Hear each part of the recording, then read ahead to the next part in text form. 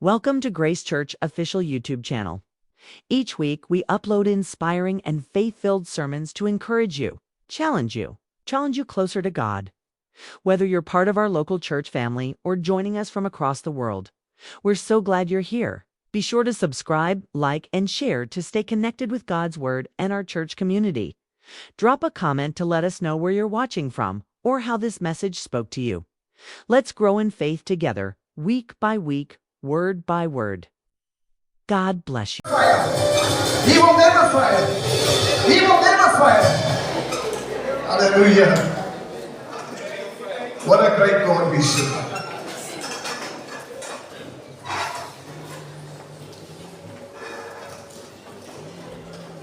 And all of a sudden there was silence.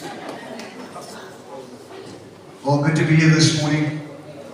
Good to be worshiping with you. I just want to make one highlight, and that is next Sunday. Just as a reminder, next Sunday is Bring a Friend Sunday. So make sure you bring a friend next Sunday. Okay, let's pack this hall. Let's pack that upstairs as well. We only got 1, 2, 3 people sitting up there at the moment. I don't know why they're sitting up there, but anyway, they're up there. But let's make sure that we pack the downstairs and we pack the upstairs. Bring your friend. You never know what God can do in their lives in a service like this. Well, this morning I want to continue in the same vein as what we have been the last probably 2 or 3 weeks. We've been speaking about spiritual warfare, and I think it's a very significant thing, especially at the age that we're living in right now. We're living, according to the Bible, we are living in perilous times. I don't know if you've noticed, I don't know if you watch the news, but we are definitely living in perilous times. And I told you last week, I think we've reached the stage where the Bible says they will call good evil, and they will call evil good. And I really do believe that we're in that stage right now. So if you don't believe in the end times, I'm sorry for you, but everybody on the planet that I know believes in the end times. Whether they're believers or not, they believe that somewhere along the line, the world is going to end. And I'd like to believe that we are in the end times. I'd really like to believe that. Because the end times actually started, believe it or not, on the day of Pentecost. Because in the book of Joel, God says, in the last days, did you hear that? In the last days, I will pour out my spirit on all flesh. And he started doing that 2,000 years ago on the day of Pentecost. And he has continuously been doing that all the time. And so this morning I want to continue in the same vein. And I've simply given my sermon a title, which is Good versus Evil. Good versus Evil. And my text this morning is taken from Genesis chapter 12, verses 1 to 3. If you're taking notes this morning with a pen, you're going to have to be very quick.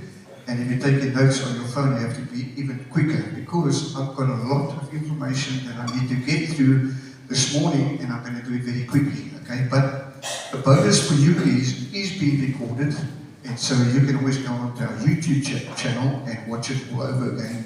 So if you don't get to catch the notes today, you can pick it up on the YouTube channel. But it reads as following. The Lord had said to Abraham, leave your country, your people, and your father's household, and go to the land I will show you. I will make you into a great nation, and I will bless you. I will make your name great, and you will be a blessing. I will bless those who bless you, and whoever curses you, I will curse. And all, where am I? I will bless you, and those who bless you, and whoever curses you, I will curse. And all peoples on earth will be blessed through you. That's Abraham. God was giving that instruction to Abraham. So part of my job as a pastor is to serve as a bridge between the text, which never changes, by the way. The Word of God never changes, and the context. And the context is the context of our culture, and believe it or not, our culture is always changing. So this thing that always stands is the text, but the context always changes. And so my job is to be a bridge for you from the text to the context.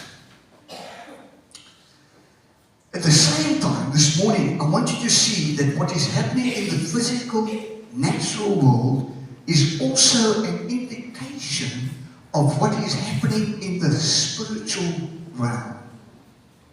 Remember last week, Ephesians chapter 6, put on the full armor of God. Yeah. Why? Because our fight, our battle, our conflict is not against flesh and blood, but it's against the spiritual forces, the principalities, the powers, the authorities in the heavenly realms. That's where our battle is. Not here on the planet. It's in the heavenly realms. It's a spiritual battle. And someone pointed out to me last week as I finished my preach, they said, you know what? There is a spiritual force behind kings and nations and principalities and powers. And a good example of this is found in the book of Daniel, chapter 10, when the Bible says that the answer to Daniel's prayer was opposed by the prince of Persia. Now the prince of Persia was a demonic entity that fought in the heavenly realms and prevented the angel from bringing the answer to Daniel. So you need to understand, there's a spiritual force at play in the heavenly realms that is opposed to God. And everything that God wants to do on the planet, this spiritual force will do everything in its power to prevent it from being fulfilled. So I want you to understand that there is a spiritual force behind every physical, natural thing that happens in the world. This sermon I also prepared, and I hope they're going to see it on our YouTube channel, for friends of mine, Christian friends of mine, who on social media, these friends were once pro-Israel, advocated praying for the peace of Jerusalem, as the Bible instructs us to do, by the way. That's what the Bible says. Pray for the peace of Jerusalem. My friends, many of them, who born-again believers, who believed in Israel, now find themselves in another camp. They're now pro-Palestinian. Might come as a shock to you. But you might even have friends that have crossed over. So this is for them as well. And I'm going to wait and see what kind of response I'm going to get from them. So a lot of what I'm going to say this morning may not be PC. You know what PC is? Politically correct. We live in a country and in an age where you have to be politically correct. Now I'm going to step out on a limb here this morning. And one of the reasons why I'm doing it is because, you might not be aware of it, but there is a group called the CRL established by the ANC government, and they've now established a committee which is designed to control pastors.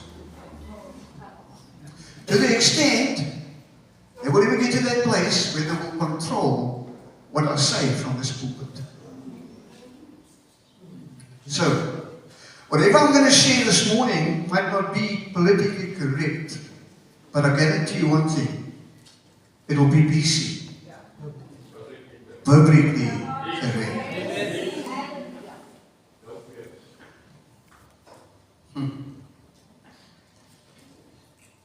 You see, what I'm going to say this morning has got absolutely nothing to do with politics. Just register that right now.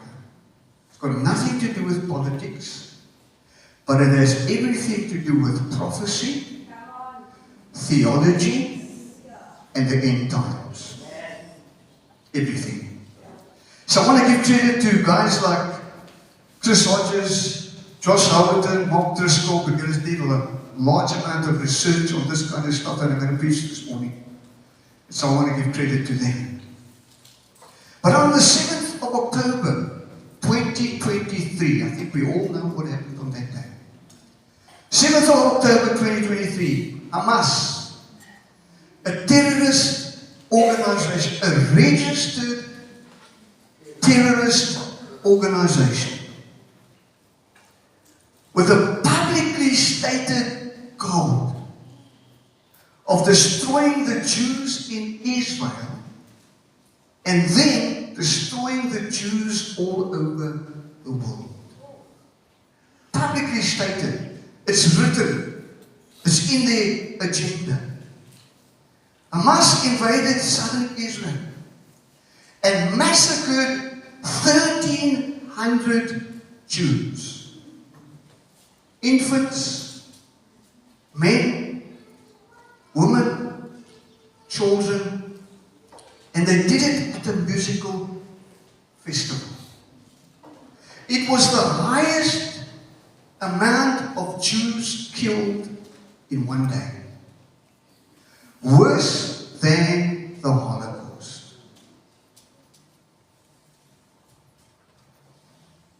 Some say that it was a continuation of a conflict that started in 1948, when the Jews became a nation for the very first time.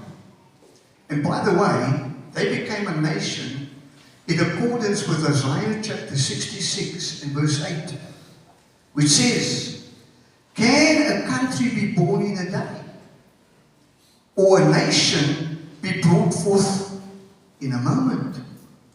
And the answer was yes, because Israel became a nation in one day. But this is not a conflict that started in 1948. This is a conflict that started 6,000 years ago. Might come as news to you, but the conflict started 6,000 years ago. But in order for us to understand this conflict, we have to look at the biblical narrative from the biblical perspective. And so in Genesis chapter 12, the portion of scripture that you just read, you can take that one off there, Jonathan, put the scripture back up. God calls Abraham, and he says to him, "I want you to leave everything, and I want you to leave everyone, and I want you to go to a land." I want you to remember that. I want you to go to a land that I will show you. So Abraham didn't know where he was going. God just gave him a clear instruction. You leave everything, leave your family, leave your family's household, leave everything behind, and go to the land that I will show you. Then fast forward. Genesis chapter 15, verse 18 is not on the board there on the screen, but God then identifies us as the river of Egypt. From the river of Egypt to the great river Euphrates. That is the land that I will give to you and your generations. That's the land I'm going to give you. Can I tell you this morning that the land is a contentious issue today? The land of Israel is a contentious issue today. Then God says, "I will make you into a great nation." That speaks to me of lineage. So the first contention is land. The second contention is lineage. Because God said, "I'm going to make you into a great nation." And in Genesis chapter 15, God confirms his promise of lineage by saying, your offspring will be as numerous as the stars. In fact, he says to Abraham, look up, count the stars if you can. Because he knew Abraham couldn't count the stars. And he says, so shall your offspring be. Just like the stars, numerous. And the Bible says, because he believed God, he credited it to him as righteousness. Right there and then, Abraham, in our terms today, got saved. You see, because your salvation is not based on what you do. Yes? Your salvation is based on what He has done. And all you have to do is put your faith in that. Believe in it. That's all. That's all you have to do. And so Abraham, the same thing. He didn't have to do anything to earn his salvation. All he had to do was believe God. And the Bible said, because he believed God, God said, now I'll make you righteous. The same as what He does for us today. And so in Genesis chapter 15, from verse 9 to the end, God establishes what we call today the Abrahamic covenant. Not a contract. It's a covenant. You see, a contract is something that is written.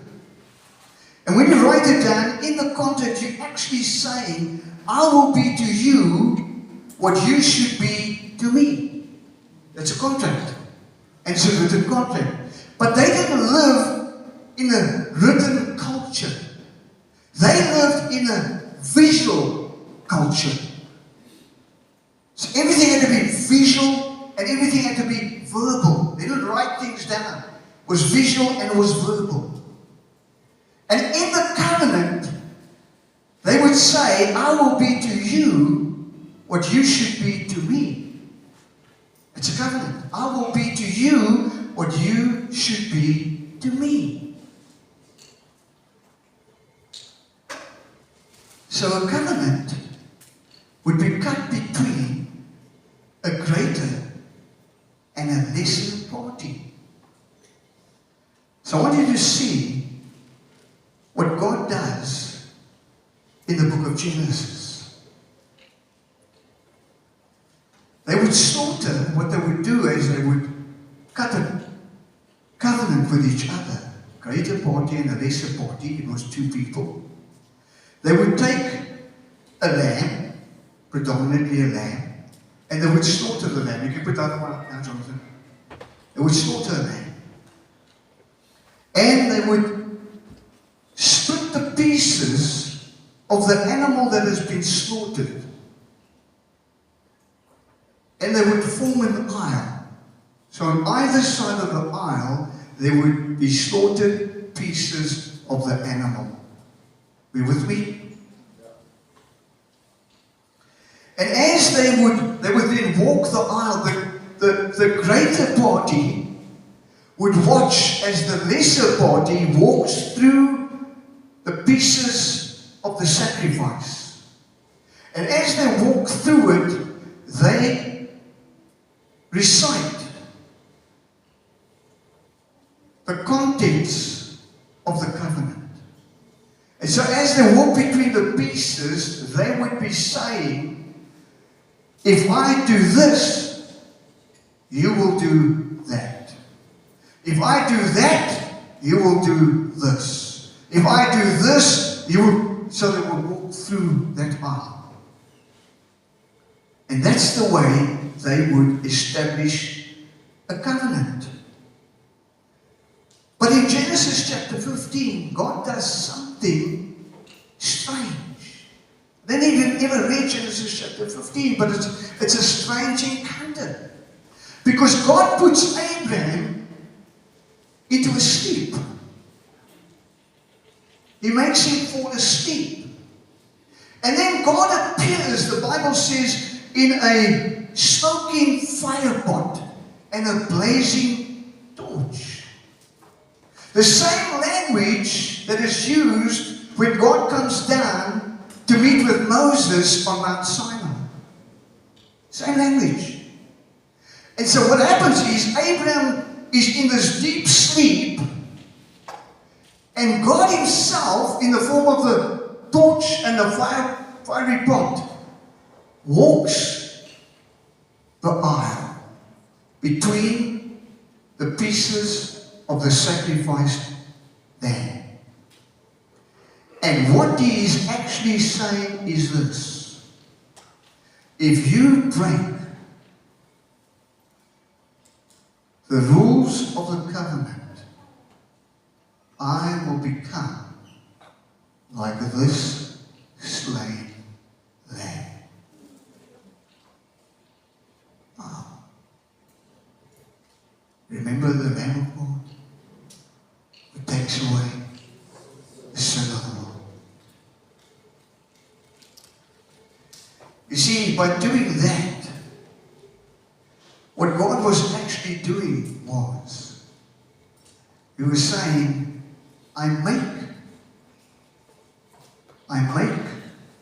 the demands of the covenant, but I also meet the demands of the covenant. Oh, what a great God we serve. What a great God we serve. He makes the demands of the covenant, and he meets the demands of the covenant. And what God was doing in that moment, he was establishing his lordship over Abraham and his descendants. So now, the issue became about land. I call you to go to a land that I will show you. And the issue became about lineage. But it doesn't stop there. The issue now also becomes about lordship. Three things I want you to remember: land, lineage, and lordship. Because this whole conflict that we see happening in the Middle East is about land, lineage, and lordship. The moment God makes his promise, a spiritual war began in the unseen realm. And Satan goes to work to destroy, to oppose these three things. Take the land, destroy the lineage, and set up an opposing Lord. You see, go to the next one. Whatever God creates, Satan counterfeits. Whatever God builds, Satan breaks. Whatever God inaugurates, Satan opposes. So fast forward to Genesis chapter 16. Abraham's now got the promise of a son. There's going to be lineage. Genesis chapter 16. Sarah tries to help God out. No? Because she's barren. She's getting old. The promise was made, but there's no child coming to me. So she suggests, very strongly by the way, to Abraham, I've got a servant girl. She's pagan. She's Egyptian. Why don't you go sleep with her? Listen. If I were Abraham, I would have said, yes. I just got permission from my wife to go sleep with another woman. Hello? Gee, you don't read it like that. That's the way I read it. Sorry, man. But Abraham's like, hey, I'm old, but my wife just gave me permission. I can go sleep with another woman. Yes! And he does what Sarah tells him to do. He goes in and he sleeps with her. And he makes her pregnant. Hello? You should have known that was going to happen. And then in Genesis chapter 16, a fellow by the name of Ishmael is born to Hagar. Listen to what Genesis 16:12 says about Ishmael. He will be a wild donkey of a man. His hand will be against everyone, and everyone's hand against him. And he will live in hostility toward all his brothers. Can I say this? That is still being fulfilled today. Still today. See, God's word is true. God's word is true. Now we have a problem. We have a problem in Scripture here. We got Sarah and we got Hagar. We got Isaac and we got Ishmael. And by the way, just to show you how counterfeit the devil is, Isaac has 12 sons. Guess what? So does Ishmael. 12 sons. So we have a problem. We got Sarah and Hagar. We got Isaac and Ishmael. But we only got one promise. One promise of a son. Who's the promise going to go to? Isaac or Ishmael? Fast forward, Genesis chapter 22. God leads Abraham and Isaac to a mountain. The Bible says 3 days journey. So they had to walk for 3 days to get to this particular mountain. And it was a mountain that was selected by God. I'm going to show you a little bit of what's happening here. So they travel for 3 days. In verse 6 of Genesis chapter 2, it tells us that Abraham placed the wood on Isaac. And he carried the fire and the knife. And when they got to the mountain, Abraham was instructed to sacrifice his son. You can read the account. He places him on the altar. In fact, he ties him to the altar. And he's about to plunge his knife into his one and only son, the son that he loved. And God stops his hand. And there in the bush is a ram for the sacrifice. Because remember, Isaac said, we have the wood and fire, but where's the sacrifice? And God provided. And just there and then, God made his choice. He chose Isaac as the son of promise.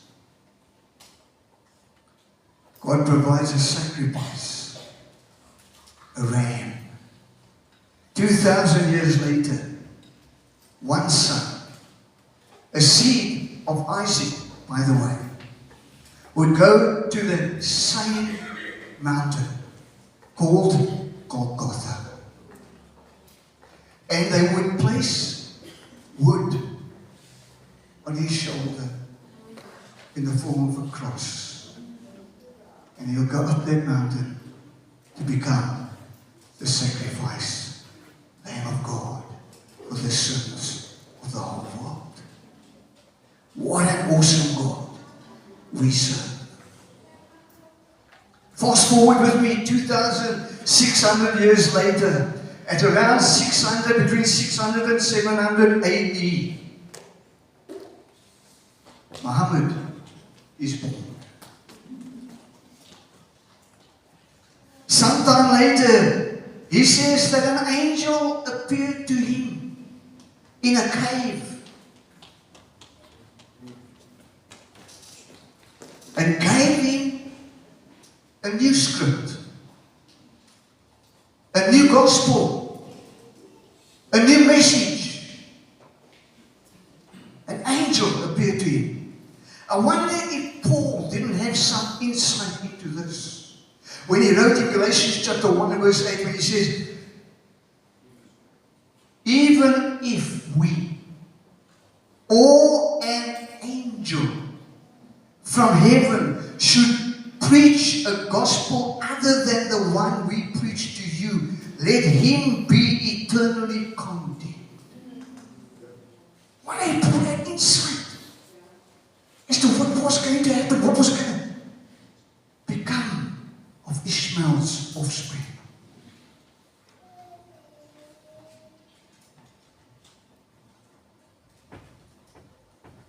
A new script, according to Muhammad. And so Muhammad says that the scriptures are wrong. God didn't choose Sarah. He chose Hagar. God didn't choose Isaac. He chose Ishmael. And so the promises of the Abrahamic covenant do not belong to Israel. They belong to Islam.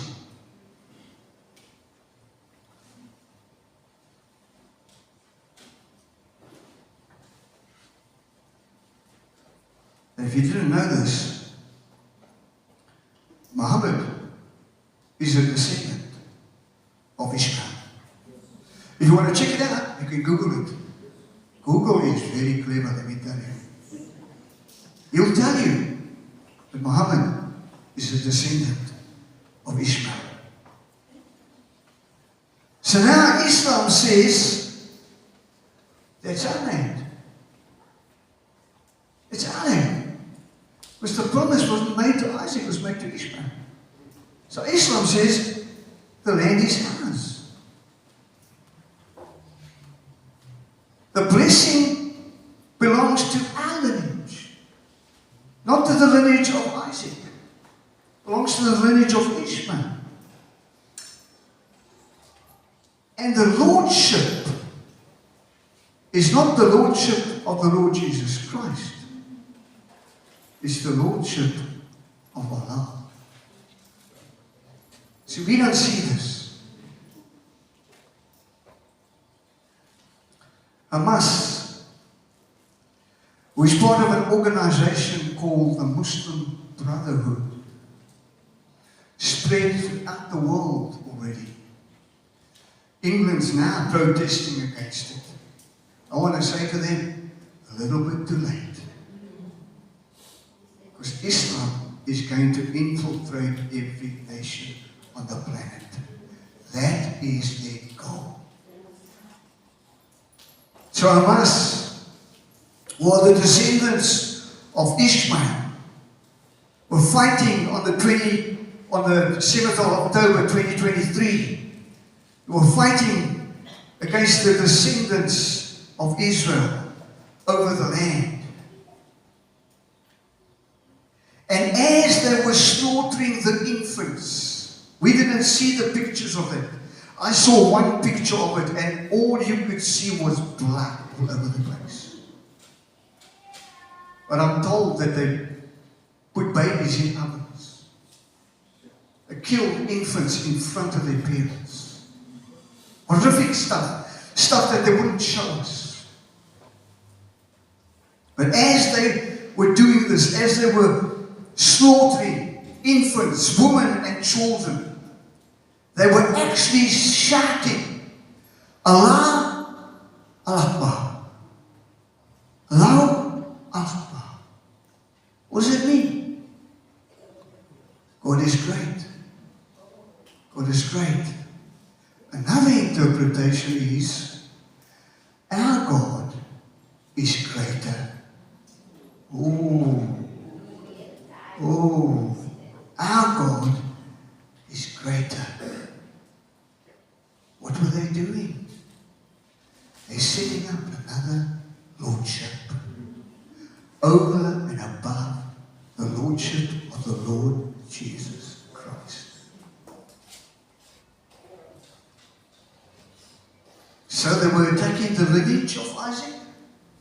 They were fighting for the land.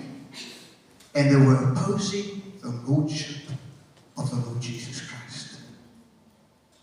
Now, interesting to note, Hamas, I know it's an acronym or acrostic, which one do you say?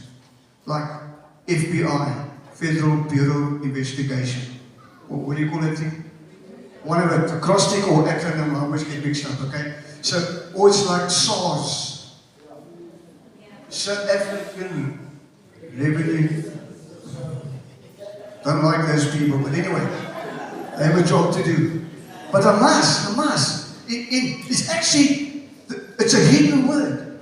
It's a Hebrew word. It's found in lots of places in the Bible, but particularly in Genesis chapter 6 and verse 11. It's found there.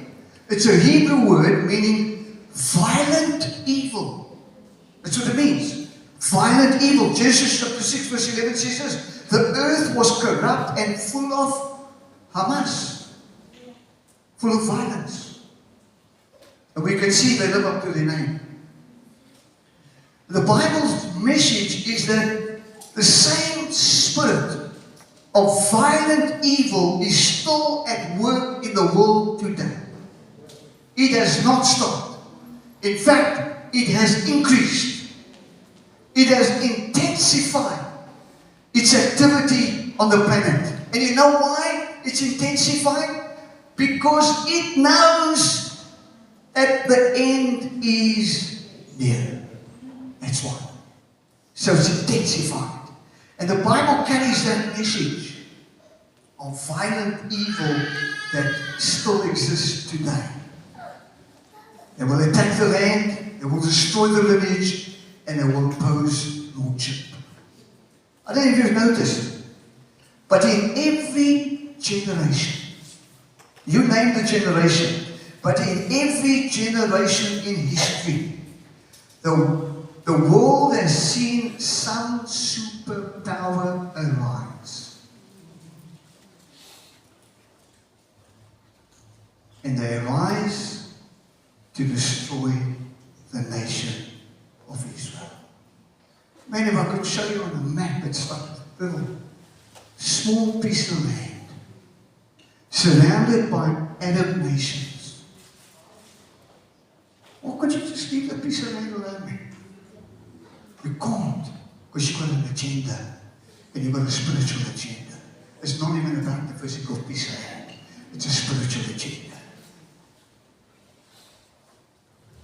Throughout history, there's been a nation that has arisen to try and destroy the nation of Israel.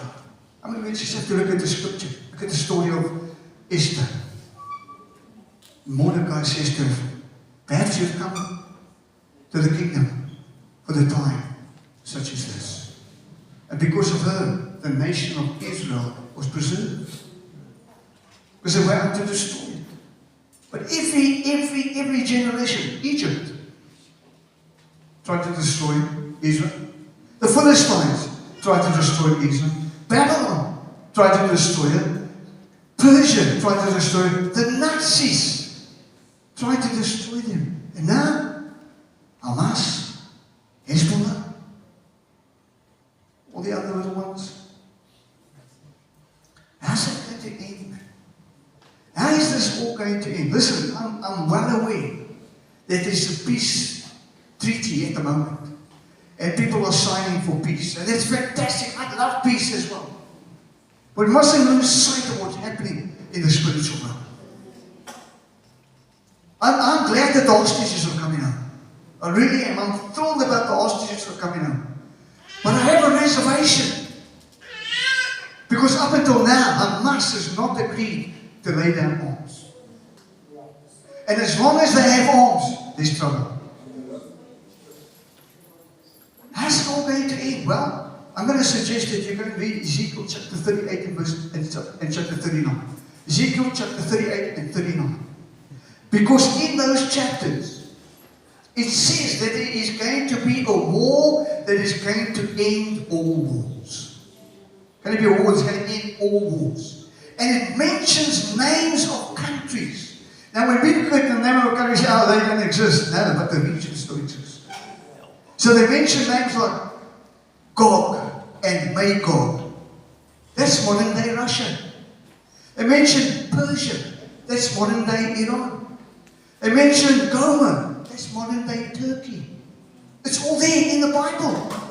And the Bible says they will attack Israel from the north and from the south. Zechariah chapter 14 verse 1. A day of the Lord is coming, when your plunder will be divided among you. I will gather all the nations to Jerusalem. Who's speaking? God speaking.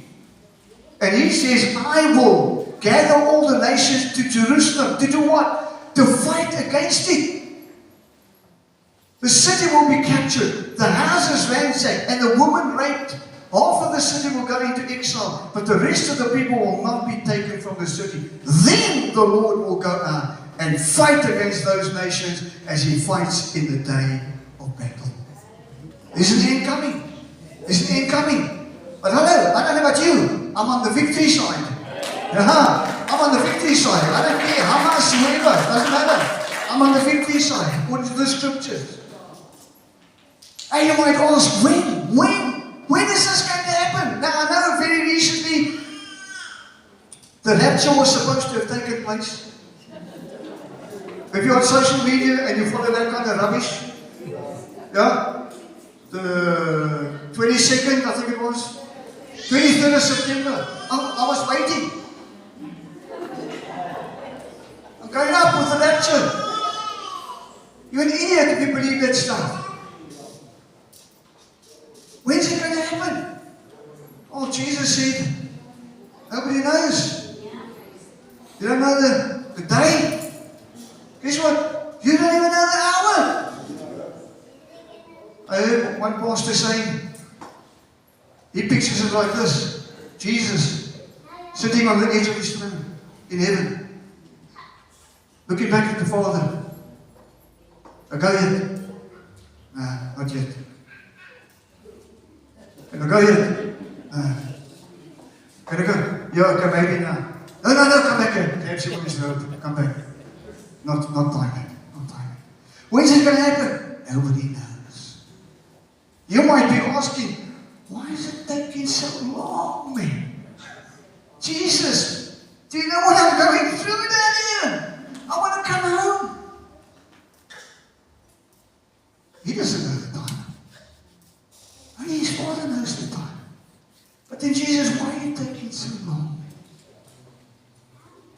Why are you taking so long? I want to give you hope this morning. 2 Peter 3 verse 9. The Lord is not slow in keeping His promise. Has He made you a promise? No. He made us a promise. He's not slow in keeping His promise, as some understand slowness. So clearly, God's slowness and our slowness is not the same. Okay? He is patient with you, not wanting anyone to perish, but everyone to come to repentance. Oh man, what a great God we serve. What a great God. So why is He taking so long? Maybe He's waiting for you. Maybe there's someone here this morning. You haven't come to that place of repentance yet. But Jesus is saying, I love you and I'm patient with you. I'm waiting for you. Maybe it's a family relative. Maybe it's a brother, maybe it's a sister, maybe it's a mom, maybe it's a dad, maybe it's a cousin, maybe it's a nephew, maybe it's a niece, I don't know. God says, I'm patient. I'm waiting for him, waiting for her. See, it could be at any moment. When God decides the door to grace is now closed. Sobering thought. But you know what? Here's an opportunity for you to reach out to a loved one, to remind them that God loves them and He's just waiting. He's waiting for them to come to that place of repentance. But now you might say, you know, this was our last sermon that you preached. What do we do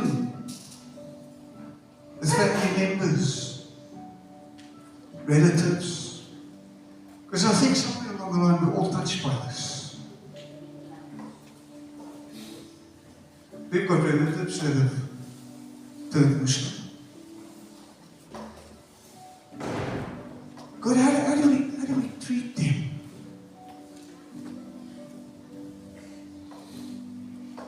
Do we hate on them? Do we discard them? Do we reject them? Cast them aside? Have nothing to do with them?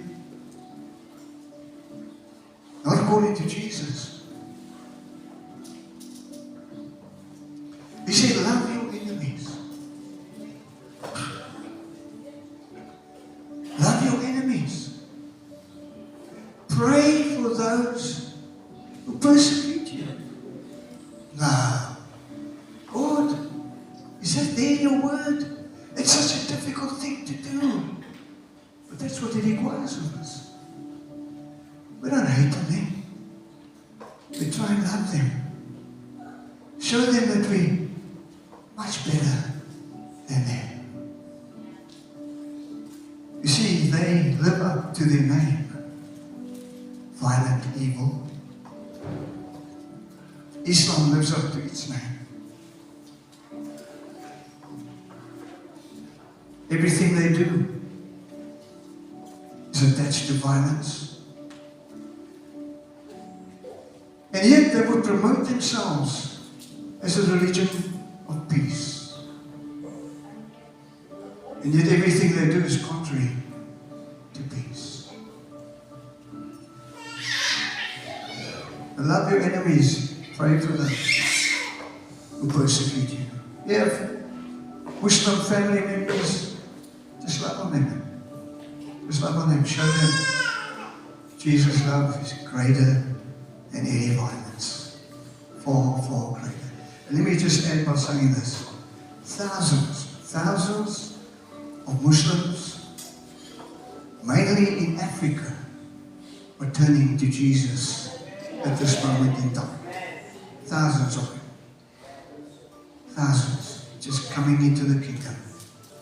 And all because of the love of God being displayed and shown to them. Come on, let's stand as we close in prayer this morning.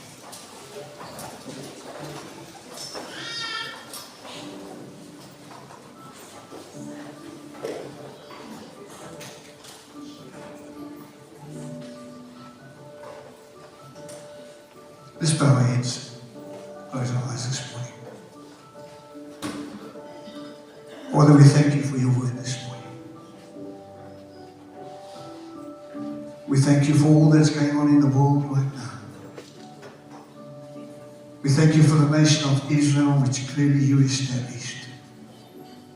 Your hand is still upon that nation. Thank you for what you're doing there, Lord. Thank you for the peace that's been established at this moment in time, even though if we look at the scriptures, we know this is just temporary. We thank you for the hostages that are coming home, Lord. Thank you for all that you're doing. Thank you for your hand upon that land.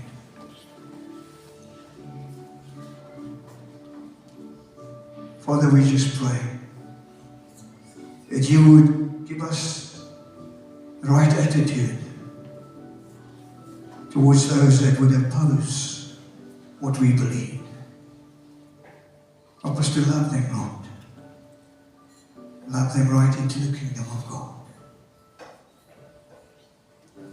Thank you, Lord, that the door of grace is still open. We know we're living in the end times, but we thank you that we still have an opportunity. Thank you, Lord, that your promise is not slow, Lord. Not as we understand slowness. We thank you that you're patient with us. Pray, God, that you would help us to take this opportunity to reach out to those that are lost, loved ones, family, friends. Help us to reach them, Lord, so that they would come to that place of repentance, receive you as their Lord and as their Savior. Thank you, Lord, for teaching us some stuff this morning. Now, Lord, I pray that you would part us with your blessing. May the love of God our Father, the grace of our Lord Jesus Christ, and the fellowship of the Holy Spirit be our portion. In Jesus' name, and all God's people say, Amen. And then some stuff this morning.